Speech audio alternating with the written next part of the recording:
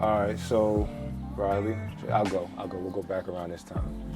My first time smoking. All right. I was in Dubai. Yeah, right.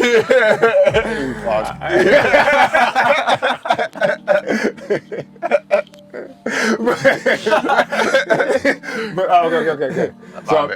It was actually my first time buying weed. I was like, I was a control freak. So I was like, hey, what did I say about that fucking beat? Didn't I say that beat would be back?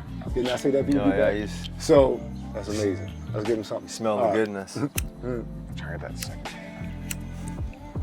I'm a control freak. I got to see the process start to finish. I walk in, this kid has a scale. He's cutting up some other shit for some chick who's in there before me.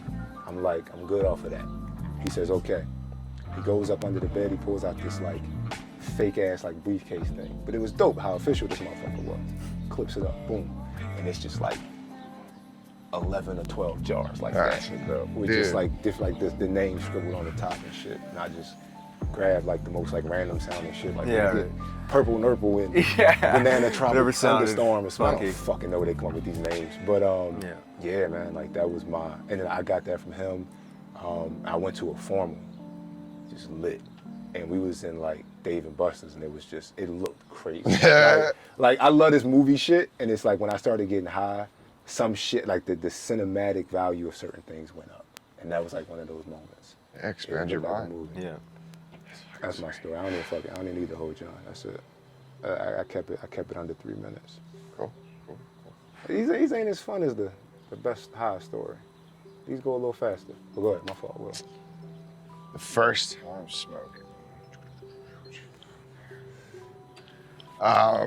So the first time I smoked weed, I really think the first time I ever smoked weed, I was in like the neighborhood I grew up in, and we were playing basketball in my homie's driveway, and my boy's neighbor, they were older, so we were like 17, and they were probably like 21, 22.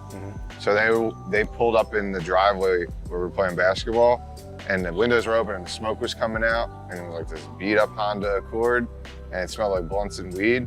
I knew what it smelled like, I just didn't smoke yet. Yeah. So we were like kind of not playing, so I always thought they were like mad cool. So I was like, yo, let's go. Right around it. I was like, what's good? And like this one dude, I want to say his name, Charlie Kim, and this other homie, Obi. You can blur them out. I don't give a fuck one day. They're my homies. They might love to hear that. And they're my boy Ryan's driveway, and the smoke's billowing out. I walk up and I go, what's up, Willie? And I was like, just hand me the blunt. They didn't, like, I just grabbed it and took a couple hits. And I was high as fuck. That was it. And I was like, oh, I can't wait to do this. And then I got to college, some other dope stories, but that one was pretty amazing. Cause like you just played basketball, you got like all this energy. You're like kind of like just in the zone, like you play basketball, right? Obviously you know, like after whatever. It was just so cool. I just remember it. I don't even know if I got high either, to be honest. Like I probably did, but I think I was high as shit. I might have been excited. I mean, like, who knows? That lightens it though. Like when you like, because like I was younger, they were older. I thought they were like cool, like whatever, you know. And it was just like it was fun, man. No. And they like, I thought they were cool, and like so that's like a thing I got to see, right? And it was like that. I associated it with that, like, and they were smart dudes. So it was like I was like, there's nothing wrong with this, you know. I couldn't really tell you what happened after that. So I probably did get pretty high, but I don't remember after, but I do remember that moment. Nah, bro, it's funny. You about to transition right into our next thing, which is where should it be in sports. But nah, bro, like I love that everybody's first time was like with this weed shit.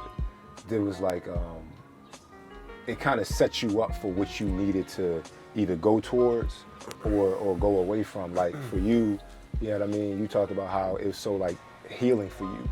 And you realize in your first time, like, all right, I overdid it, so I need to pull back a little bit. But when you did, because you went into it with that caution and that knowledge, and I think it plays into who you are in this space now, you're very conscious about it because your first time set you up for that from jump.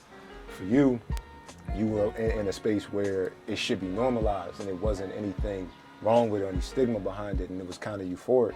You know what I mean? Like, and it sounds like when you're describing this story, you're somebody who's looking at people who you look up to in some way or another. You kind of revere them, but you was also in like a very like good place and a very like free place in life. Like you think about, you know, as a teenager, you know what I mean? And then to have that experience on top of that, it probably just heightened it for you. And for me, like I said, this movie shit, it kind of made me understand I want to go more towards it because I saw in that moment like, oh, how crazy things could look. If I can take this and bring it back into real life for everybody who can't see what I'm seeing, then that's great cinema. You know what I mean? So I think it's just funny how all three of our first time stories tie us right into probably not part of our identity with this, but part of our